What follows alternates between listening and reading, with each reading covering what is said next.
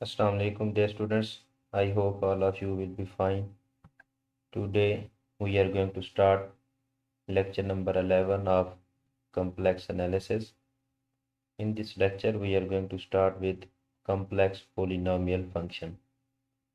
Dear students, complex polynomial function क्या है आज हम इसको देखेंगे। आप आम फंक्शन को तो जानते हैं, रियल एनालिसिस में जो हमारे पास फंक्शन होता है पोलिनोमियल्स फंक्शन जिसे हम बोलते हैं, जिसमें हमारे पास for example 5x square plus 7x plus 8 is equal to 0।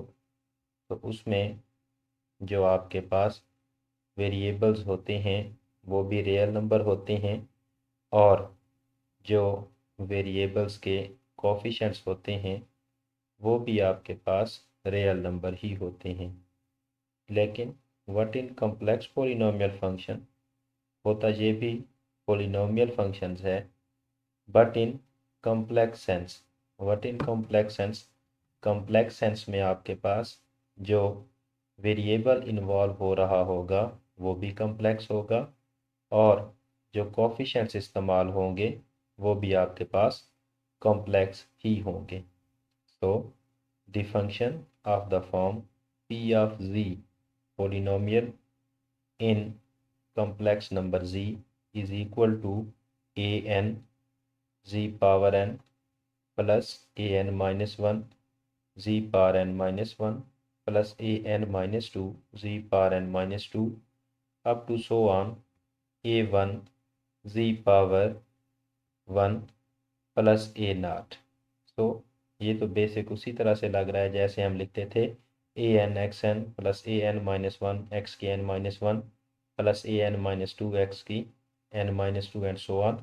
But what is the differ, यहाँ पर जो हमारे पास डिफरेंस है वो पावर किसकी ले रहे हैं, वेरिएबल जहाँ पर जो है आपके पास z है, पोलिनोमियल नंबर है, कॉम्प्लेक्स नंबर है। और इसी तरह जो कोफिशिएंट्स होंगे, रिप्रेजेंटेशन तो वही है ए N minus one A N minus to, लेकिन वहाँ पर रियल कोफिशिएंट्स होंगे, और यहाँ कॉम्प्लेक्स पोलिनोमियल में आपके पास जो कोफिशिएंट्स होंगे वो भी कॉम्प्लेक्स होंगे। Where n is positive integer, कि जो पावर हमारे पास चल रही है वो पॉजिटिव इंटीजर होगा, and A N minus one A N minus two up to so on A one and A nought are complex constants हमारे पास होंगे। So next we are moving towards power function. Now what is power function? Power function जैसा कि नाम से जाहिर है हमने किस में देखना है, कॉम्प्लेक्स एनालिसिस में। Complex power function is a function of the form, किस फॉर्म का है, F of Z is equal to Z पार alpha. F of Z function है एक कॉम्प्लेक्स वेरिएबल जी पर, that is equal to Z raise to the power alpha, where alpha is a complex constant होगा। तो आम power function जो होता है उसकी जो बेस होती है वो भी आपके पास रियल नंबर होता है, वेरिएबल जो होता है वो भी रियल नंबर होता है, और जो पावर होती है वो भी रियल नंबर होता है। लेकिन कॉम्प्लेक्स पावर फंक्शन में आपके पास जो वेरिएबल है जी वो भी आपके पास कॉम्प्लेक्स है, और जो पावर आ रही है अल्फ़ा वो भी कॉम्प्लेक्स कांस्टेंट होगा। So that is power function in complex analysis. Next we move toward complex scaling function. Now what is complex scaling function? Complex scaling function is defined as w is equal to f of z is equal to z square, that is equal to r e power iota theta whole square, that is equal to r square e raised to the power iota 2 theta। यहाँ पर क्या है, scaling function है। Just आपने complex variable जो आपके पास दिया गया है जी उसका स्केयर ले लेना है। ये भी आप कह लें कि कॉम्प्लेक्स स्केलिंग फंक्शन जो है पावर फंक्शन की एक एग्जांपल है, जहाँ पर अल्फ़ा इज इक्वल टू 2 लिया गया है। सो जी स्केयर लिया गया है, जी की जगह पर उसने इसकी पोलर फॉर्म पुट कर दी है R E raise to the power iota theta. Polar form of a complex number आप पिछले लेक्चर्स में देख चुके हैं, और अगर आपको इसके बारे में मज़ीद मालूमात हासिल करनी है तो आप पीछे वीडियोज़ में जाके सर्च कर लें, तो आपको polar form of a complex number के नाम से मिल जाएंगी। So Z square is equal to R E raise to the power iota theta, कि किसी भी कम्प्लेक्स नंबर जी को R into E power iota theta की फॉर्म में लिखा जा सकता है। That is equal to whole square. Square open हो जाएगा तो ये आर का भी स्केयर हो जाएगा और E raise to the power iota 2 theta हो जाएगा। Next we move towards principal square root function. Now what is principal square root function? That is, गौर से अगर आप इस पार्ट को देखें तो ये क्या कह रहा है, प्रिंसिपल स्क्वायर रूट फंक्शन। तो आपने क्या ले लेना है, स्क्वायर रूट ले लेना है। कैसे लेंगे square root? The function z square root z की power 1/2 that is equal to z mod into E power iota capital A R G of z over 2 है। ठीक है, क्या चीज़ आ रही है, कैपिटल ए आ रहा है, तो ये प्रिंसिपल आर्गुमेंट की बात हो रही है, तो इसलिए हम इसको क्या कहते हैं, प्रिंसिपल स्क्वायर रूट फंक्शन कहते हैं। और सारे का स्क्वायर रूट चल जाएगा, is called principal square root function. Next is inverse of a function. Now what is inverse function? If f is 1-to-1 complex function with domain A and range B। के dear students, हमारे पास f क्या है, complex function है, from domain भी complex होगी, range भी complex होगी। Then the inverse of f denoted by f inverse is the function with domain B and range A। के पहले आपके पास क्या है, फंक्शन है which is 1-to-1 complex function है जिसमें डोमेन ए है और रेंज बी है। लेकिन जब आप इन्वर्स लेंगे तो जो डोमेन होगी वो रेंज हो जाएगी और जो रेंज होगी वो डोमेन बन जाएगी।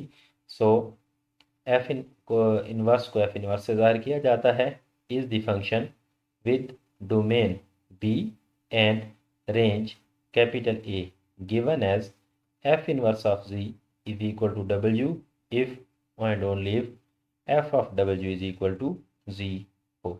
So that was the definition of inverse function. Next we move towards a remark.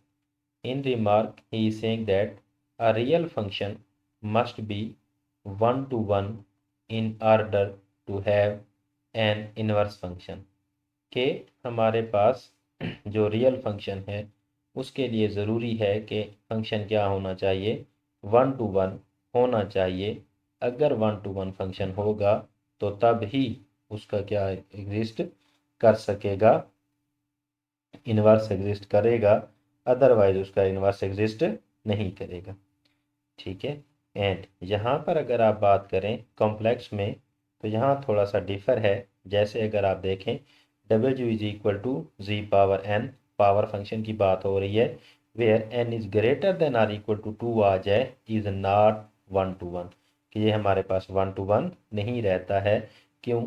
जब आप इसको जी पावर n है और आप इसको पोलर फॉर्म में लेके आते हैं, साइन थीटा और कास थीटा की फॉर्म में लेके आते हैं, ई पावर आयोटा थीटा में लिखते हैं, तो कास और साइन जो हैं पीरियोडिक फंक्शंस हैं, तो इसलिए ये 1-to-1 नहीं रहते हैं। So we move towards next slide, that is about limit of a function. Limit के बारे में अगर आप बात करें तो पहले हम रियल एनालिसिस में जो लिमिट को हम देख चुके हैं उसको थोड़ा सा डिस्कस करते हैं। In a real limit there are 2 directions from which x can approach x naught on the real line. के जब आप रियल लिमिट की बात करते हैं, रियल एनालिसिस की बात करते हैं, तो वहाँ पर जब भी आप लिमिट फाइंड आउट करते हैं तो आप एक स्पेसिफिक पॉइंट x नॉट को 2 रास्तों से अप्रोच कर सकते हैं, 2 डायरेक्शन से अप्रोच कर सकते हैं। वो डायरेक्शंस कौन सी हैं? आइदर फ्रॉम राइट और फ्रॉम लेफ्ट। या तो आप उस पॉइंट को आगे से आके अप्रोच करेंगे या उस पॉइंट के पीछे से जाके उसको अप्रोच करेंगे। जिनको कौन सा डिफाइन करते हैं हम, namely from the left side और फ्रॉम दी राइट। जैसे हम दो लिमिट्स लेते हैं, left hand limit and right hand limit. Left hand limit को हम limit x goes to x naught negative से ज़ाहिर करते हैं, और राइट हैंड लिमिट को limit x goes to x positive से ज़ाहिर करते हैं। लेफ्ट लिमिट को नेगेटिव से इसलिए ज़ाहिर करते हैं कि हम उस पॉइंट को, स्पेसिफिक पॉइंट x नॉट को पीछे से अप्रोच कर रहे होते हैं, और राइट साइड की जो लिमिट होती है उसको पॉजिटिव से ज़ाहिर करते हैं क्योंकि हम उस पॉइंट को थोड़ा सा आगे से उसको अप्रोच कर रहे होते हैं। इन अ कम्प्लेक्स लिमिट, जब हम कम्प्लेक्स लिमिट की बात करते हैं, however there are infinitely many directions from which z can approach z naught in complex plane। when we are talking about complex limit, फिर क्या होता है कि आपके पास एक स्पेसिफिक पॉइंट z नॉट को अप्रोच करने के लिए बहुत सारी डायरेक्शंस होती हैं कम्प्लेक्स प्लेन के अंदर। रियल लाइन में तो स्पेसिफिक डायरेक्शंस हैं दो, आइदर फ्रॉम लेफ्ट और from right, but in complex analysis आप एक पॉइंट को अप्रोच करने के लिए बहुत सारे वेज, बहुत सारी डायरेक्शंस, बहुत सारे रास्ते इस्तेमाल कर सकते हैं। In order for a complex limit to exist, each way in which z can approach z naught must yield the same limiting value। अब जैसा रियल एनालिसिस में है, लिमिट उस वक्त एग्जिस्ट करती है जब लेफ्ट हैंड लिमिट और राइट हैंड लिमिट आपस में इक्वल आ रही हो, यानी कि उनका सेम रिजल्ट आ रहा हो। इसी तरह से कम्प्लेक्स एनालिसिस में लिमिट एग्जिस्ट करने के लिए ये शर्त है कि चाहे आप किसी भी वे से जी नॉट को अप्रोच करेंगे तो आपका जो रिज़ल्ट है वो सेम वैल्यू आनी चाहिए तमाम डायरेक्शंस को यूज़ करते हुए। So now limit for a real function की जब आप बात करते हैं तो उसकी डेल्टा एप्सिलॉन डेफिनेशन क्या है, ये रिजल्ट्स डियर स्टूडेंट्स आपको रियल एनालिसिस में भी मिल जाएगा। आप वहाँ से भी पहले रियल एनालिसिस की जो लिमिट है, रियल फंक्शन की जो लिमिट है उसको अच्छी तरह से पढ़ लें, तो फिर आपको कॉम्प्लेक्स को समझने में कोई मुश्किल नहीं होगी। Now limit of a real function, the limit of f as x tends to x naught exists and is equal to capital L कब, if for every epsilon positive there exists a delta positive such that f of x minus L का mod is less than epsilon when x minus x naught is greater than 0 and less than delta। ये delta epsilon है कि f of x minus L is less than epsilon के एक specific point पर क्या हो जाता है, f ऑफ x और हमारी जो लिमिट आनी है l, उसके दरमियान जो डिस्टेंस है वो क्या होता है, लेस देन एप्सिलॉन रह जाता है। यानी कि अगर आप पॉइंट l को सेंटर मानेंगे और एप्सिलॉन रेडियस का सर्कल ड्रा करेंगे तो f ऑफ x की तमाम वैल्यूज़ उस एप्सिलॉन रेडियस और कैपिटल L सेंटर वाले सर्कल के अंदर आना शुरू हो जाएंगी जब x माइनस एक्स नाट लेस देन डेल्टा हो जाएगा। यानी कि जब x अप्रोच करेगा एक्स नाट को, या इसको यूं भी समझ लें कि आप एक्स नाट को सेंटर मानेंगे और डेल्टा रेडियस का एक सर्कल लगाएंगे, तो जो भी इनपुट्स हैं x, अगर वो इस डेल्टा रेडियस और एक्स नाट सेंटर के सर्कल में लाई करना शुरू कर देंगी, तो दूसरी साइड पर जो आउटपुट हैं वो कैपिटल L को सेंटर और एप्सिलॉन रेडियस के सर्कल में लाई करना शुरू कर दें, तो तब हम कहते हैं कि limit of a function f exist कर रही है।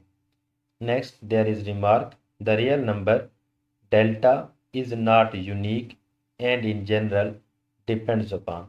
यहाँ पर हमारे पास रियल लाइन में जब हम डिफाइन करते हैं किसी भी लिमिट को, तो जो डेल्टा के बारे में बात कर रहा है कि डेल्टा क्या है, यूनिक नहीं होता, और वो डेल्टा डिपेंड करता है किस पर, द चॉइस ऑफ एप्सिलॉन।